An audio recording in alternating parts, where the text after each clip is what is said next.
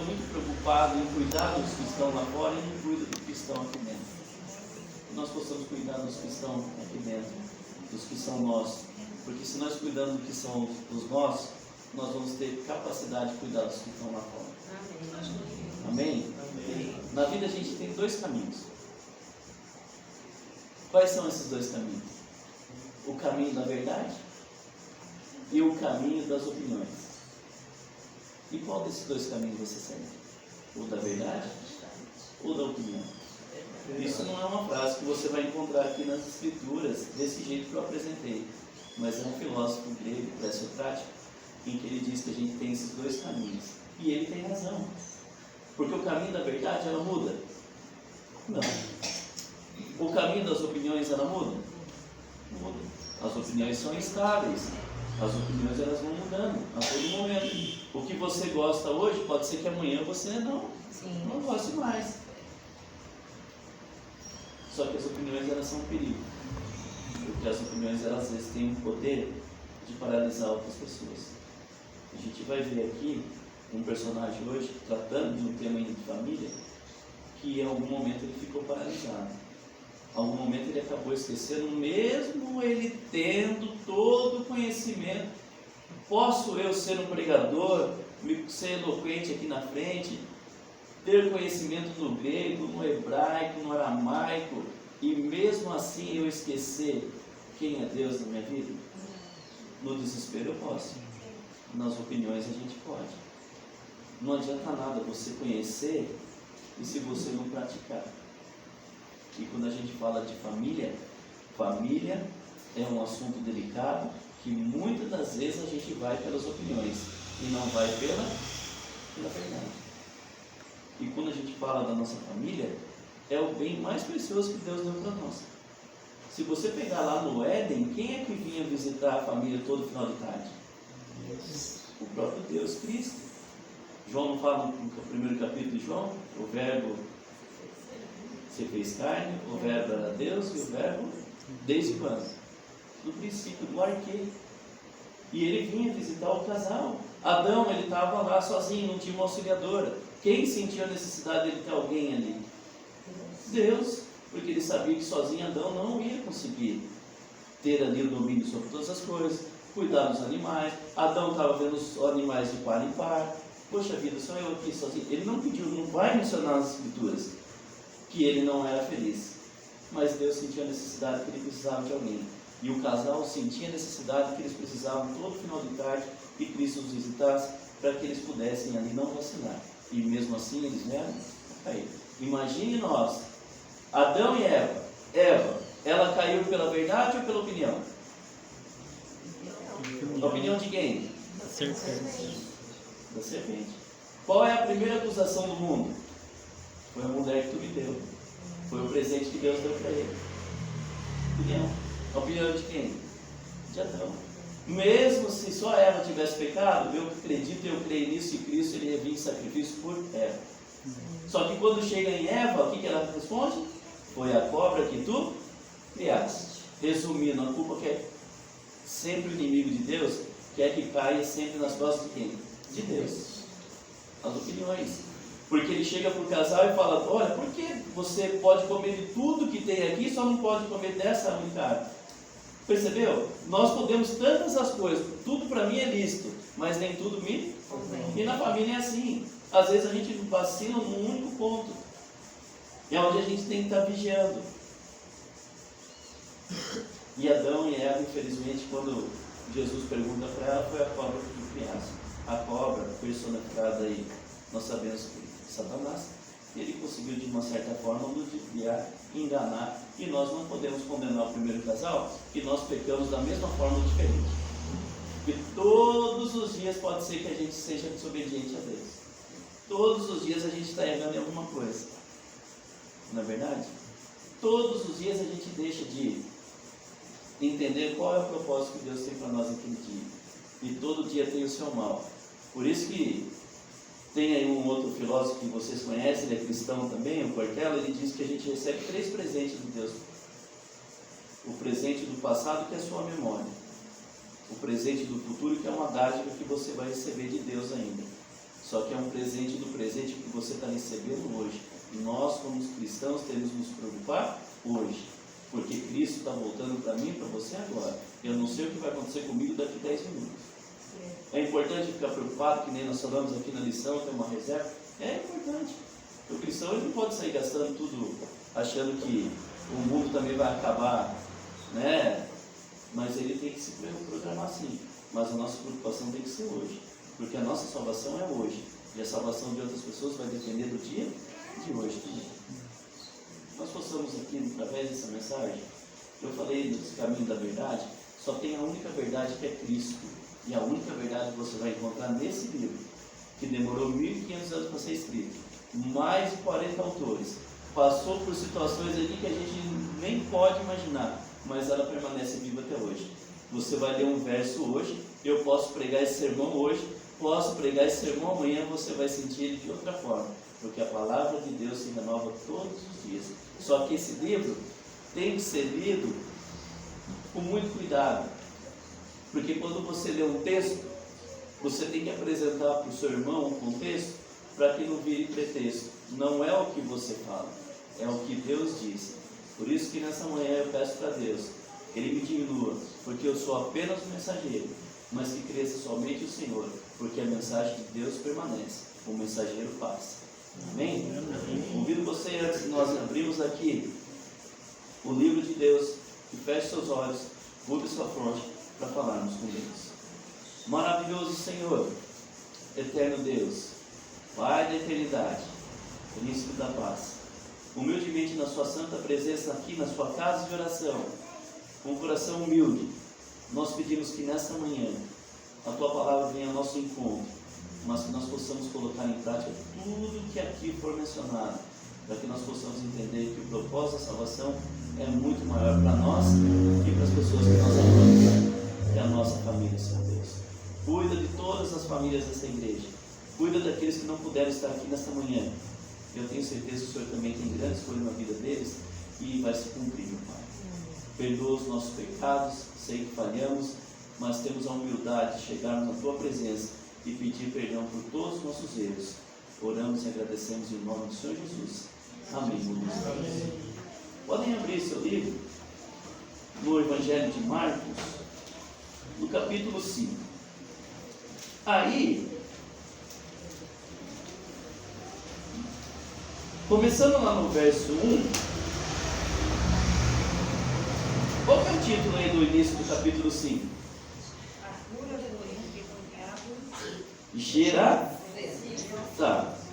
Depois tem lá como subtítulo aí no capítulo 5, os gerazenos rejeitam a quem? Jesus.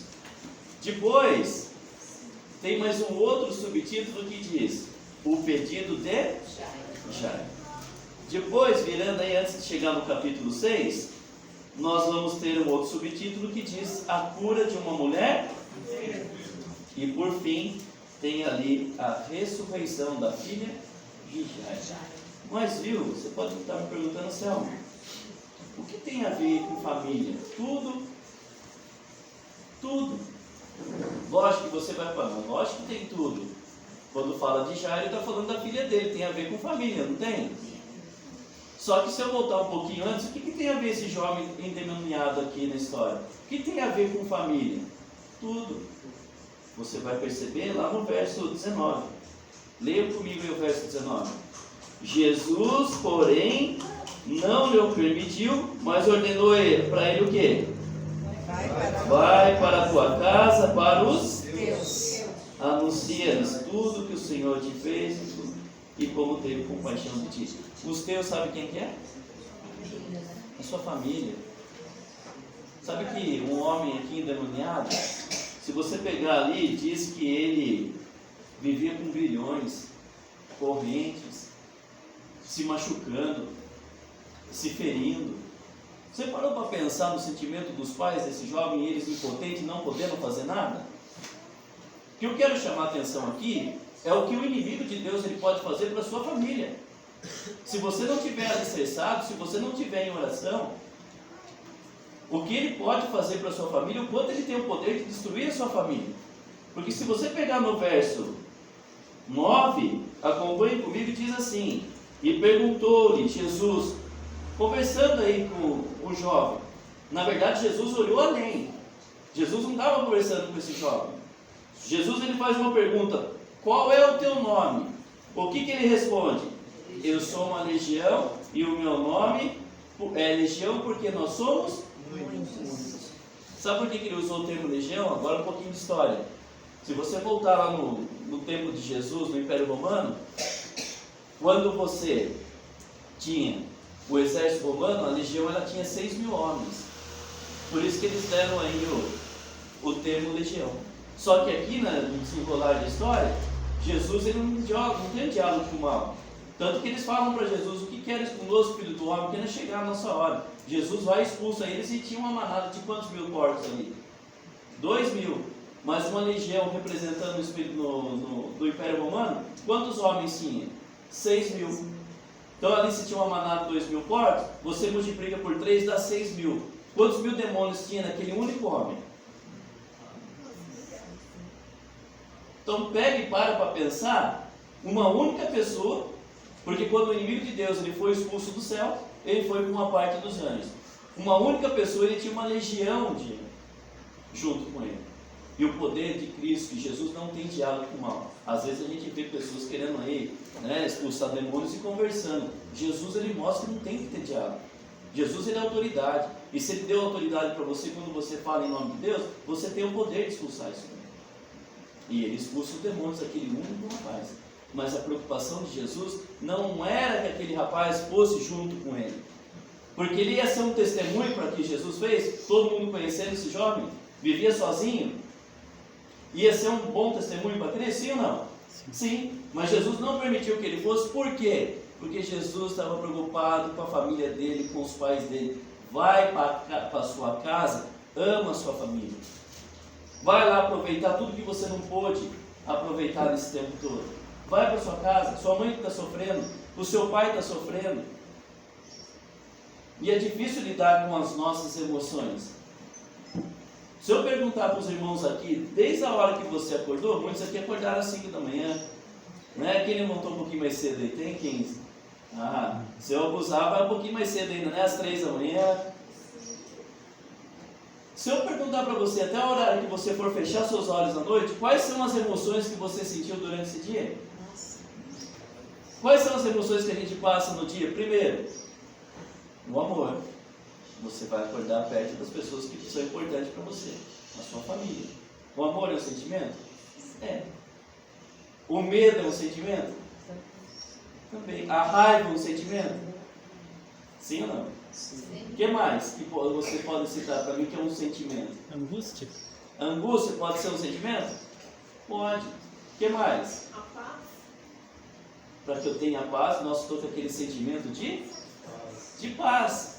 Então veja, olha o quanto nós somos aí num intervalo de 24 horas, o quanto nós passamos aí por várias emoções. E vivendo essas emoções, nós temos o cristão como dever ter o equilíbrio. E muitas das vezes nós não vamos ter o nosso equilíbrio. Nós vamos perder o nosso equilíbrio. Sabe aquela frase? Por que você tem paciência com as pessoas lá de fora e não tem com as da sua família? É difícil isso. Ou nunca aconteceu com ninguém aqui? Ou nunca ninguém ouviu da sua esposa? Não pode mentir. Quem que é o filho da mentira? Olha, vai falar. Quem é casado aqui? Levanta a mãozinha direita para mim, só para ver. Levanta de novo a mãozinha se nunca ouviu isso daí. Eu também não vou levantar porque eu ouço. Não posso ser tonto. Mas é verdade. Eu vou qualquer dia trazer um vídeo na próxima aqui, a música que o marido fez para a esposa. E ele cantou para a esposa e ele ficava assim na música, só com a boca. Entendendo? E a música aí, ele não abria a boca para nada. Terminou a música, ele só falou uma coisa: você tem razão. Olha só. Quem é casado sabe que as mulheres sempre vai ter razão. Não adianta bater de frente. Adianta? Não perca de tempo. Faça que nem meu avô fazia. Ele falava assim: faça tudo pelo dom de viver bem. Eu tinha minha avó, ela era ardidinha, bravinha, nossa, ela ficava brava se não tivesse um pano de prato no lugar ali na mesa. E ele saía. E ele tinha, Deus foi tão bom, porque agora eu percebo que Deus tem um propósito. Ele perdeu um pouquinho de audição, não é porque Deus queria o mal dele, não. É porque não é para ele ouvir mesmo. Então o que ele fazia? Ele usou dessa perda de audição, ele era inteligente, ele saía. Depois ele voltava, ele agradava, acabava tudo bem. Passaram pelas emoções aí, raiva, tristeza, né? Os mais antigos não falam nem raiva, falam de raiva, né? Dá uma raiva. Mas é verdade. Mas eu entendo que Deus permitiu que ele perdesse um pouquinho de audição para poder. E os dois viveram 68 anos de uma vida dedicada a Deus. Eu vi o Wilson ali compartilhando, às vezes estudo, é importante na nossa vida, mas quando a gente tem um entendimento do que é mais importante para a gente, Deus vai dar uma sabedoria para a gente, em tudo que a gente for fazer. Ela era analfabeta, mas ela conhecia a palavra mais do que muita gente, porque ele sentava toda manhã, abria as escrituras, fazia o culto dele, os dois juntos, finalzinho de tarde eles também adoravam a Deus. E ele mencionava para ela as escrituras e ela ia aprendendo. E às vezes ela sabia mais do verso onde que estava do que o próprio quem estava ensinando. E era bonito de ver. Então a gente vai passar por emoções durante a nossa vida e durante aí o nosso relacionamento com a nossa família, que nós vamos ter que saber lidar. E a gente vai perder às vezes um pouco o equilíbrio. E o equilíbrio está em todas as coisas. Você saber lidar com as emoções no qual vocês estão vivendo. E o personagem principal hoje está aqui a partir do verso 21, que é Jairo. Lá no verso 21 diz o quê? Tendo Jesus voltado no barco para o outro lado, tinha uma grande multidão e Jesus estava junto do mar. Se tem uma coisa que o ministério de Jesus, ele era itinerante. Se você voltar no comecinho lá do verso do capítulo 5, diz que ele estava à margem do mar ao desembarcar. Então Jesus ele ia de um lado, ele ia do outro, e tinha multidões que seguiam Jesus. E as multidões do ministério de Jesus, ou ela aproximava você de Jesus, ou elas afastavam você de Jesus. E aqui a gente vai ver que teve multidões que tentou afastar uma mulher de Jesus. Só que aqui esse personagem está falando da família, é o pedido dele. E ele está fazendo um pedido especial para Jesus. Qual é o pedido especial que ele está fazendo para Jesus? Jesus, a minha filha está... Vai comigo até a minha casa. A filha dele está morrendo. E aqui quem é pai e quem é mãe sabe que uma das coisas que mais mexe, isso eu estou falando para quem realmente é pai e mãe, né? A palavra o William tocou aqui hoje, mesmo que tua mãe te abandone, eu jamais te abandonarei. Porque levar nome de mãe é fácil, levar nome de pai é fácil. Mas ser pai e ser mãe é outra coisa totalmente diferente. Porque ser pai não é dar só as coisas materiais para o seu filho, não. Ser pai é você dar amor, é você dar carinho, é você dar respeito, é você permitir que seu filho possa desabafar com você, é você permitir que seu filho possa se abrir. E aqui imagina uma menina com 12 anos de idade e o pai desesperado aqui, sabendo que Jesus poderia... Na verdade, irmãos, porque às vezes a gente como cristão, a gente quer ter uma troca com Jesus. E quando fala que Jairo conhecia Jesus, ele era líder do quê? De uma sinagoga. Na verdade ele está querendo berganhar com Cristo. Ô Jesus, quando você esteve aqui, eu permiti que você fosse pregar na minha sinagoga. E agora você vai ter que ir lá na minha casa curar minha filha. E só que com Deus as coisas não é assim. Porque Deus não tem pressa, só que ao mesmo tempo Ele não conhece demora. E aqui está colocando o homem no centro das coisas. Imagine você com uma multidão seguindo, você sendo Jesus, e chega uma pessoa e vai dar ordem para você. Olha o que diz aí no verso 2. Eis que chegou a ele um dos chamado Jairo, vendo Jesus, o que ele fez? Prostrou-se aos seus pés. No verso 23 diz: e insistentemente lhe suplicou: minha filhinha está à morte, vem, impõe as mãos sobre ela para que ela seja salva. Ô, gente, aqui ele está determinando o que Jesus tem que fazer. Quantas vezes você achou que Jesus tem que fazer algo na sua vida que você achava que era importante?